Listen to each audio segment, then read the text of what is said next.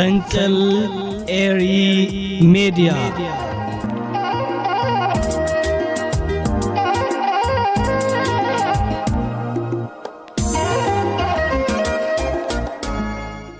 سلام تغطاتلتي مدبات فنقل إيري ميديا كمي تحضرو نلوم حموس إسران شعات انتري بقدام يتحست مدبات قريبا لكو نمكتالكم بخبري عدم سرناي مكتال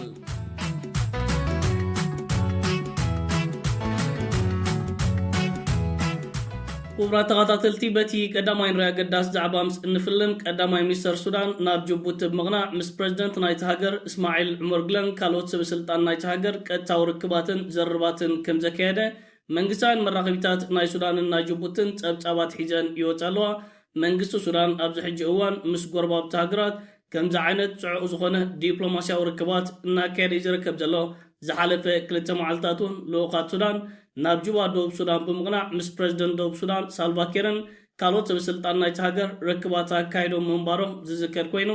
እዚ ዝካየድ ዘሎ ከምዚ ዓይነት ኣገዳስን ጽዑቕን ዲፕሎማሲያዊ ርክባት ነቲ ሕቡራት ኢማራት ዓረብ ብሰማያት እዘን ሃገራት ኣቢላ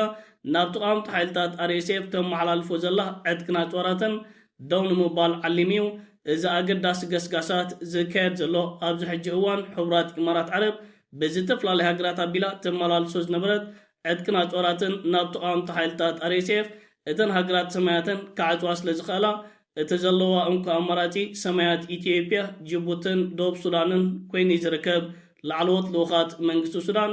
نابدوب سودانن جبوتن بمغنع مسب سلطان نايزن هاجرات كتاو ركبات اكايدوم يركبلو كلتين هاجرات اب حجر توانات ناي حبرات امارات عرب وتهدروين نفرتن اطورات جمالالسان زقعزان كل سماياتن كعتوا تسفاتات نبيرو يركبلو كلتين هاجرن كل سماياتن انتداعاتين حبرات امارات عرب بمنجدي تشيبيا بلا نابتقامت حيلتات RSF كتاو تفتن عدكنا اطوراتن كالا عبيت حركاتاتن كساراتاتن كعدم الله سلزخل تقامت حيلتات RSF أبايتا حزرت عدك اللوجستيكا وطوراتن كقات ممخانو موسودان قربت زلو موغنات تنتانتاتن هابو يركبلو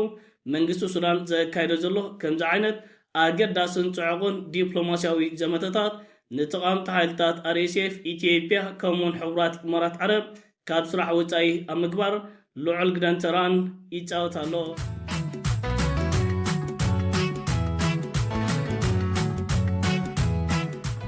كبرى تغطاتلتي نابتي كالاي نوريا قداس زعبامس انسجر امونغو سراويت فدرال منجسي إثيوبيان سراويت تግራይን ተፈጢሩ ዝርከብ ዘሎ ግጭትን ኩናትን ቀፂሉ ሓዲሩ ይርከባሎ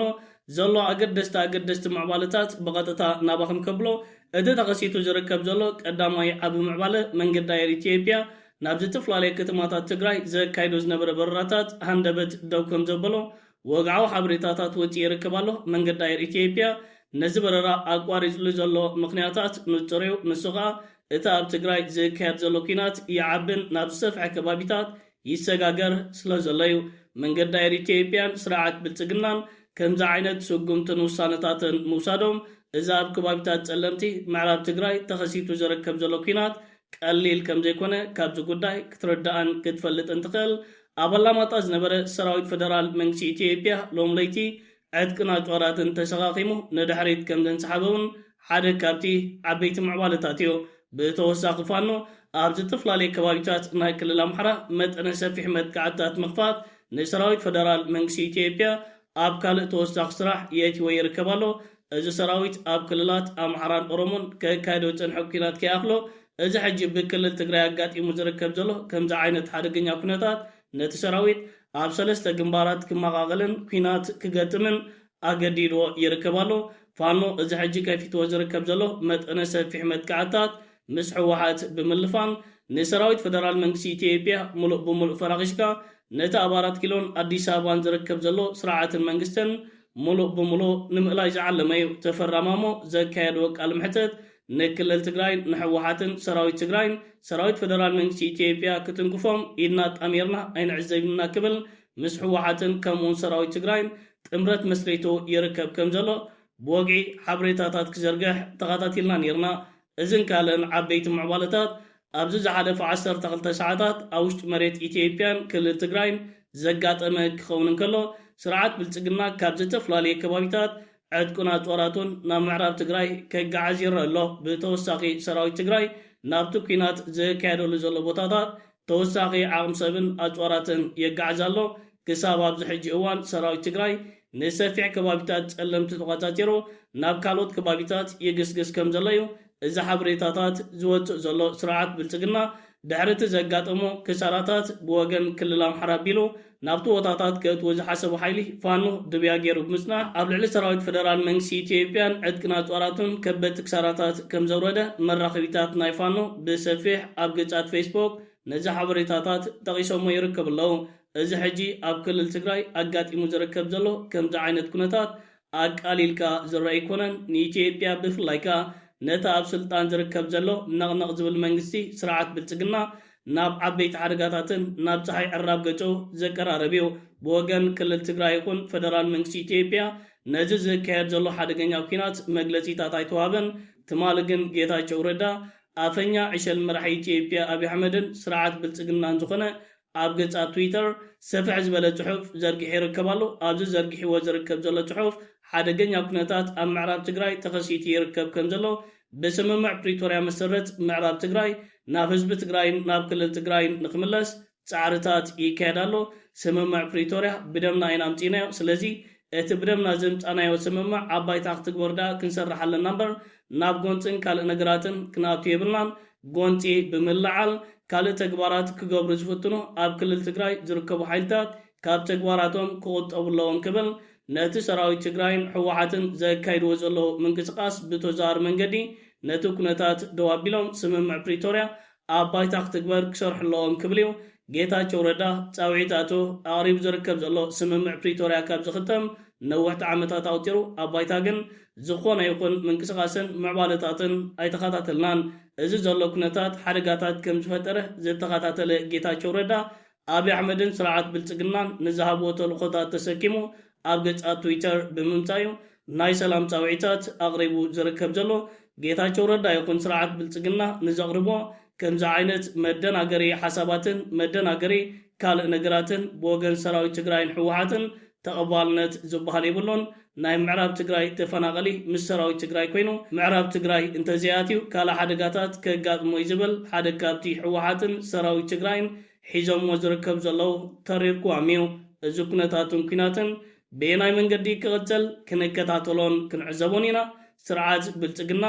መበል 9 ዓመት ምምስራት ሓይሊ ኣየር ናይቲ ሃገር እናበለ ክዕንደርን ክፍክርን እንሆ ኢትዮጵያ ካልእ ሓደጋታት ተፈጢሩ ይርከብ። እዚ ሕጂ ተፈጢሩ ዝርከብ ዘሎ ከምዚ ዓይነት ሓደገኛ ኩነታት ምዕራብ ትግራይ ኣብ ትሕቲ ቁፅፅር ንምእታው ሕወሓት ጥራይ ኣይኮነን እዚ ቃልሲ ዘካይዱ ዘሎ ብወገን ክልል ኦሮሞ ግንባር ሓርነት ኦሮሞ ብወገን ክልል ኣምሓራ ካብ ፋኖ ነዚ ኩነታት ተጸምቢሮም እዮም ዝርከቦ። ስርዓት ብልጽግና እዚ ከይኣኽሎ ትማሊ ኣብ ሰፊሕ ከባቢታት ናይቲ ሃገር ሰብ ሞያ ጥዕና ስራሕ ደው ናይ ምባል ኣድማን ተቃውሞታትን የካይዱ ኣለዉ። መምሃራን ናይቲ ሃገር እውን ስራሕ ገዲፎም ናብ ጎደናታት ክወፁ ምዃኖም ንስርዓት ብልጽግና መጠንቀቕታታት ይህብዎ ኣለዉ። ኢትዮጵያ ኣብ ዝመጽእ ቀረባ እዋናት ዓበይቲ ምዕባለታት ክንዕዘብ ኢና። እዚ ተኸሲቱ ዝርከብ ዘሎ ከምዚ ዓይነት ኩነታት ስርዓት ብልጽግና ናብ ኤርትራ ኢዱ ከዋጣውጥን ክኸስስን ክንከታተልን ክንዕዘብን ስለ ዝኾንና በዚ ነገራት እዚ ብዙሕ ከይንግረምን ከይንሰናበድን ነግረ መንገደይ መልእኽታተይ ክሓልፍ ይደሊ። ስርዓት ብልጽግናን ድሮናቱን ኣብ ምዕራብ ትግራይን ክልል ኣምሓራን እንታይ ዓይነት ኩነታት ኣጋጢሞም እትኡ ዘሎ ኩነታትን እትኡ ዘሎ ሓቅታትን ይምስክረሎ። ስለዚ ኣብ ሰማያት ስእሊ ኣብይ ኣሕመድ ብርሃኑ ጁላ ከምኡውን ወተሃደራዊ ኣዛዚ ሓይሊ ኣየር ናይቲ ሃገር ይልማ መርዳሳ ስኢልካ ኣብ ኩናት ግን ከምኡ ዓይነት ስእልታት ክግበር ዝከኣል ኣይኮነን። ኩናትን ስእልታትን ዓብ ኣፈላላይ ዘለዎ ከምቲ ክቡር ፕረዚደንት ኢሳያስ ኣፈወርቂ ኣብ ቃል ምሕተቱ ዝገለጾ ንሕና ንኩናት ኣብ ኮሌጅ ኣይኮንና ንፈልጦ ዝበሎ ሕወሓት እውን ንኩናት ኣብ ኮሌጅ ኣይኮነን ዝፈልጥዎ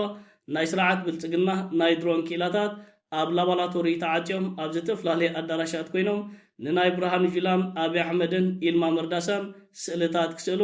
እታ ኣብ ባይታ ዝርከብ ዘሎ ኩነታት ግን ክፈልጥዎ ስለ ዘይከኣሉ እቲ ዝግበር ዘሎ ናይ ድሮን መጥቃዕትታት ውፅኢታዊ ክኸውን ኣይከኣለን። ዘሎ ምዕባለታት እናተኸታተልና ኣብ ናይ ምሸት ናባኹም ከቕርበ ክቡራት ተኸታተልቲ ፈንቅል ኤር ሜድያ ንሎሚ ኣዳለዩ ዝነበርኩ ቀዳማይ ትሕዝቶ መደባት እዚ ክትከታተሉ ጽናሕኩም ዝመስል ነይሩ። ኣብ ናይ ምሸት ብካልእ መደባት ክሳብ እንራኸብ ሰላም ወሰናይ ኣብ ዘለኹሞ ብሩኽ መዓልቲ ደቅረ